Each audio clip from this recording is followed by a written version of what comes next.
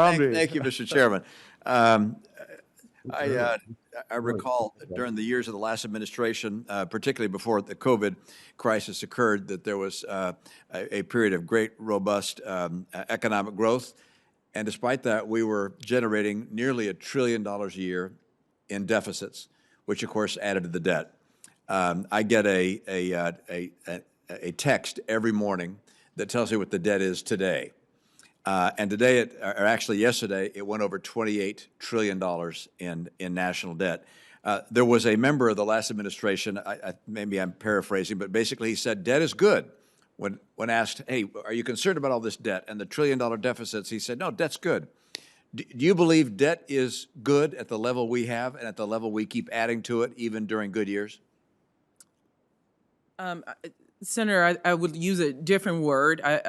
Not good, but okay. I think it's manageable.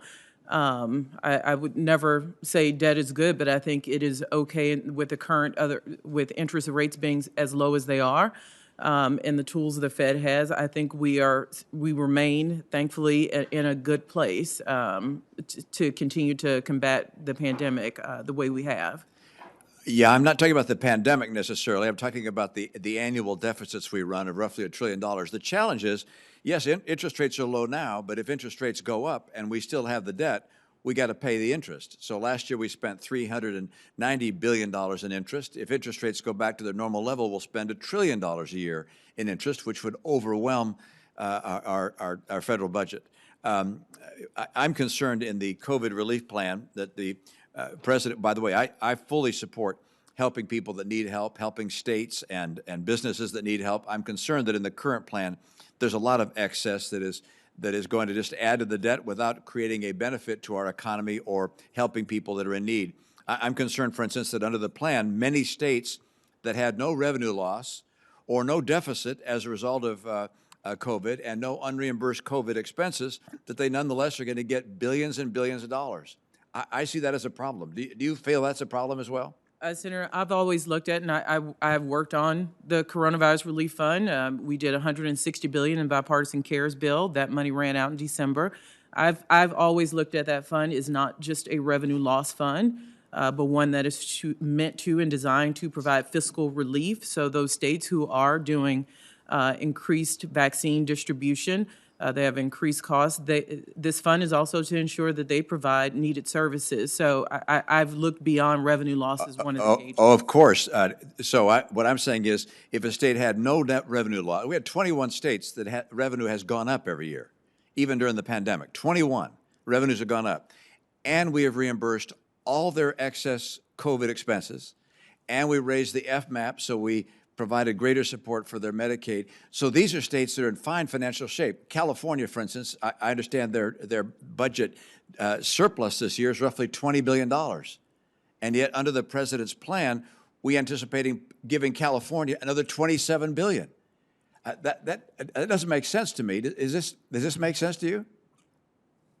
Yes, sir. If you consider the regular budget did not account for a pandemic, so if we want states to step in and do a lot of these COVID relief activities. Well, but all the COVID relief activities were reimbursed through the CARES Act, and anything not reimbursed is appropriately to be reimbursed. So I'm saying if the federal government agrees to provide all the funding necessary to reimburse COVID expenses that a state has, and it fills their budget gap from loss of revenue, I don't see a reason to give even more money to that state. I hope you'll look at that.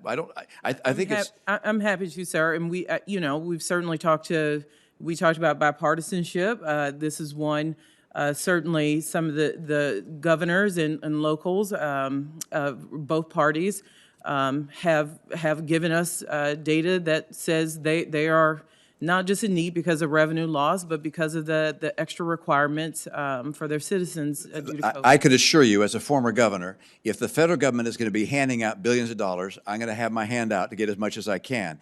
But these are dollars that are going to be paid for by our kids and our grandkids. They're being loaned to us by the Chinese, among others. We got to be really careful in what we send out. And what is being proposed under the president's plan is really not in line with what the actual results are that are being seen by states, because states are continuing to receive revenue. They receive revenue from income tax, from property taxes at the local level, of course, and so states are not seeing the kind of pain that some states are. The states that feel pain, got to help them. The states that don't feel pain, we shouldn't be sending them billions of dollars that we're borrowing for our kids to have to pay back. On a different topic, on our trust funds, we got a lot of trust funds in trouble, as you know. The Highway Trust Fund runs out of money this year. Medicare's Hospital Insurance Trust Fund runs out in 2024.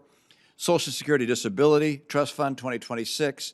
Social Security Retirement Fund in 2031. In December, 71 senators voted for an amendment to the budget resolution on the importance of extending the solvency of these trust funds one by one. It specifically called for creating individual bipartisan, bicameral subcommittees to look at each one of those trust funds and find a bipartisan solution to get each one of those on a solvent basis. Is this effort one that you are willing to support and work with as we proceed? Senator, I think that's the only way we're going to find solutions is through a bipartisan one where Congress works together and the administration works in partnership. So you absolutely have my commitment to support such an effort. Thank you. Mr. Miller, what consulting firm did you work with? The Boston Consulting Group. Oh, the Boston Consulting Group. I worked there once too. Very fine group. Smart people. I hope you bring some of that skill and capability to the new assignment you have. Can you tell me precisely what are the responsibilities in the assignment you would receive? What are the key deliverables that you have in the assignment that you were looking to be confirmed to? Senator Romney, thank you for the question. As I understand it, the Deputy Director for Management, which was created in 1990 by the CFO Act, both to look at federal financial management at a time when it was quite poor across agencies, as well as look at a broad set of general management functions, is to play the central OMB role of ensuring that, one, agencies are delivering on their missions through clear and consistent policy and guidance on execution performance, that, two, we have the right policies in place working with OPM on the federal workforce, that we're looking at our technology systems, and both from a cybersecurity standpoint and from a delivery standpoint, and that our procurement policy is consistent with both mission of the agencies as well as the broad set of policy goals, such as supporting small and disadvantaged businesses, strengthening the American workforce through domestic preference requirements, and more broadly serving as one of the leaders of OMB overall to support all of OMB's broad missions. I look forward to hearing a report on your success in carrying out those responsibilities. I also solicit your involvement in our effort to rein in the excesses in government, and particularly for us to tame the debt. As a guy who was once in the world of leveraged buyouts, I understand the value of debt and how you can use debt effectively, but I'm concerned that the amount of debt we're adding to the country, even during good times, puts us in peril down the road. Thank you, Mr. Chairman, for your time.